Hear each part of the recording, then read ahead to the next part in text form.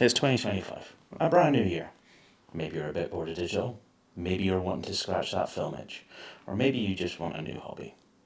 But where to start? What to buy? Where to buy? That's why I'm here. My name's Stu. This is Non-Stop Grain. First things first, go look in any older relative's house and see if they have an old camera lying around that they don't want. Maybe you'll be lucky and find a mint Hasselblad X-Pan that you can post a picture of on Reddit and get the response. Congrats. Happy for you. Nice. Now, if you're unlucky like me, then you're going to need to buy a camera. So, what are your choices? A brand new camera has become an option again. For years, if you wanted a new film camera, your options were pretty much a disposable camera, an instant camera, a toy camera, or a camera from Lomography. Actually, Lomography can sell you all of those, so thanks Lomography. But now you can buy fresh out the factory brand new models with nice reassuring warranties. So first up, we have the Pentax 17.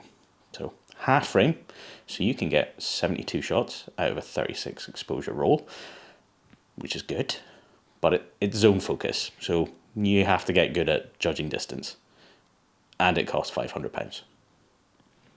Mint are a company that have been making instant cameras for years, but last year they launched the Rollei 35AF, an autofocus point and shoot built to look like the original Rollei 35 series. Very cool. Also, it's nearly £800 and it's currently out of stock. Leica never stopped making film cameras, and since they reintroduced the legendary M6 a couple of years ago, they now offer 3 models. But they're all basically £5,000 and you don't even get a lens for that. Don't buy a brand new Leica as your first film camera unless you're rich.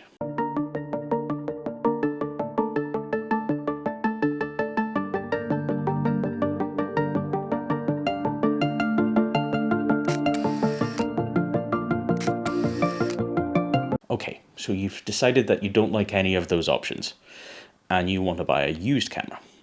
Point and shoots are perfect if you're just looking to have a camera you can take on holiday, throw in your bag, take snapshots, that kind of thing. For beginners, they do a lot for you. Most are autofocus, auto loading, auto winding, DX co-reading, so you never have to set your light meter. Sure, autofocus can miss sometimes, or the auto exposure gets thrown off by difficult lighting, but for the most part, they're great. There's one major downside though. Hype. Damn you, whichever Kardashian or Jenner went on whichever Jimmy show and showed off your Contax T2. The days of finding an amazing camera in a thrift store for $5 are gone. The prices of the high-end point and shoots have gone through the roof. Also, damn Terry Richardson, but not for what he did to the prices of Yashica T4s. Brother, I am begging you not to go and spend £1,000 on a T2 as your first camera.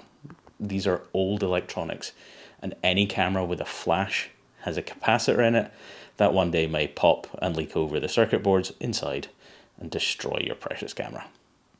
Buying old cameras is a form of gambling. If you can't afford to lose it, don't spend it. So what cameras would I recommend? The Olympus AF10 Super, Pentax PC35AF, Ricoh FF9 and Canon SureShot Supreme can all be found for under £100 and often under 50. An FF9 and like 80 rolls of Kodak Gold, or a T2 and no film. If you'd like a zoom camera, the later Pentax SBOs and Minolta Riva zooms are pretty decent, and it can also be found for not too much.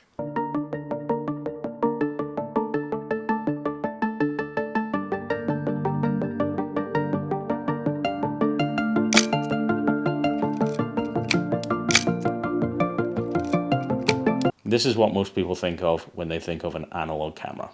Interchangeable lenses, that manual wind that people crave. I would say it's hard to find a bad SLR, but Zenit made millions of them. I've settled on my Nikon FM, but if you're starting out, then a camera with a program mode, or at least an aperture priority mode to fall back on when you're still learning exposure, can be really handy.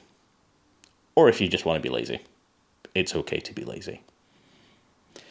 For years, people have been recommending the Canon AE1 as the perfect beginner's camera, but shutter priority is frankly weird. The battery doors break, and the prices have gone crazy, so now they're more expensive than the premium Canon A1. So things like the Nikon FE, Olympus OM2, OM20, Minolta XD7 or X700, Pentax ME Super or Super A, Yashica FX3, or the 8,000 camera models that were based on the Xena CT1 will give you great results when paired with a decent lens. And you should be able to buy any of them with a 50mm for somewhere in the £50 to £200 range.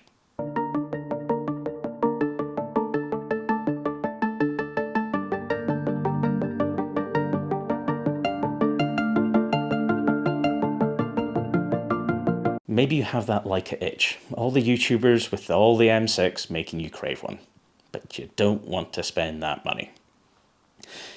Well, you could buy a Fed or a Zorky, but it'll probably break. So maybe a fixed lens rangefinder. Canon made the whole Canonette series, as well as a QL17. There's the Yashica Electro 35 series, the Ricoh 500 cameras, Konica C35, Olympus 35 RC, and SP, and of course the tiny Olympus XA. Something to look out with some of these cameras though is some of them use old batteries that you can't buy anymore, so you have to use weird batteries or adapters. And I would definitely suggest you try a rangefinder out before you buy one, because you will either love or hate focusing with them. There's a reason I don't own one anymore. Don't start with medium format. Who hurt you?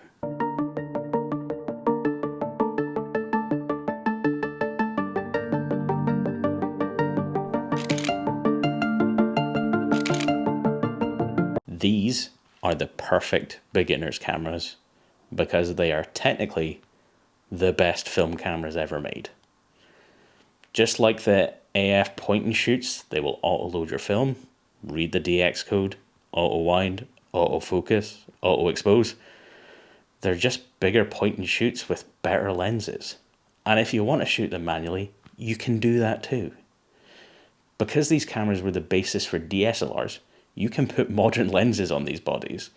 You can still buy brand new lenses from Nikon, Canon, Pentax, and Sony that will work with so many great cameras from the 90s and early 2000s. And best of all, they're ridiculously cheap. My Nikon F90X was £5. I bought my wife this F65 with kit lens for less than the cost of the strap on it. Question. What? Are we not saying phrasing anymore? You could buy a camera like this and then buy a manual body like the FM and use the same lenses on both. Best of both worlds. Or you can get one of the smaller Canon EOS cameras like the 500N and put the Pancake 40mm lens on it, and you can fit that in a coat pocket. If the camera does die, then you can replace it for peanuts, but your lenses are still good. If your point and shoot dies, you have to throw the whole thing out. Sure, they're not as good looking as manual cameras, and you don't get the tactility of winding these cameras on, but these cameras are so capable and just so cheap. 3 days later. So guess who's the idiot who forgot to recommend some actual camera models? That would be this guy. So if you hadn't guessed by now, bit of a Nikon fan. I love the F90, F90X. I've got one of each, but they're quite heavy, so if you're not into that, the lighter models like the F65 is pretty nice. Not the F55 because that's got a plastic lens mount, so wouldn't go for that. If you prefer Canon, if you're one of those people, stuff like the EOS 30, EOS 50, EOS 500N, EOS 300, they're all pretty good. There's the EOS 300V, but That thing's not a looker. Disgusting! And then if you're into Pentax, there's the Pentax MZ3. There's the Minolta Dynax or Alpha or whatever it was called in the States as well.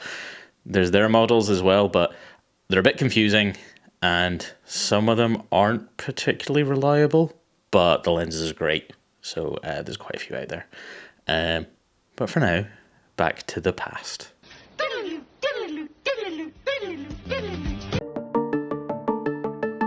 So now you know what you want to buy. Now comes the scary part. Parting with your hard-earned cash. Now, if you want to buy from a photography-focused business, then I always suggest people who repair and service cameras as well as sell them. You've got a better chance of finding something that works well, and they usually give you a few months warranty for your extra peace of mind. I've not been sponsored in any way, but I have bought a camera for myself from PPP Cameras, and I've bought a camera for my wife from Cameras by Max. Max has also serviced 3 of my cameras so far, so yeah, I've been pretty happy.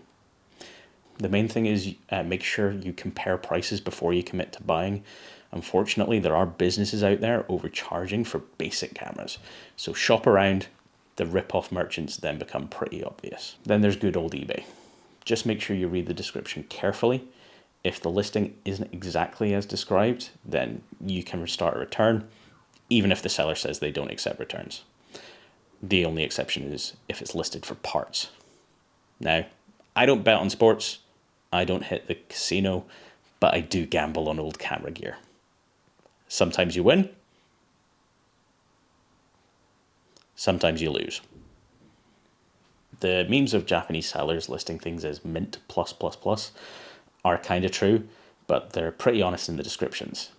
Just remember the price you might need to pay for import fees and taxes on top when it gets to your own country. But my new favourite place to buy old gear, especially from the autofocus SLR era, is good old Cashies. Oh, I found it at Cashies, mate, where you can find your dreams. They've got wares and chairs and a bog downstairs, some clubs and tubs and hats for scrubs and out-of-date movies. So get on down to Cashies, mate, you know it'll change your life. So get off the floor, head out the door, forget eBay, they charge you more and lose your life at Cashies, mate. The Cash Converters website is a bit of a goldmine. This Mamiya 645 lens I got for 20 quid. This 28mm Nikkor AFD lens regularly sells on eBay for well over £100. I got it from Cashies for 69. Nice. Hopefully I've given you a bit of help on what to buy and where to buy it. Now you just need to go out, take photos, and support your local film lab. If you enjoyed this, please like and subscribe, and comment below with your first film camera. Until next time, this has been Non-Stop Grain.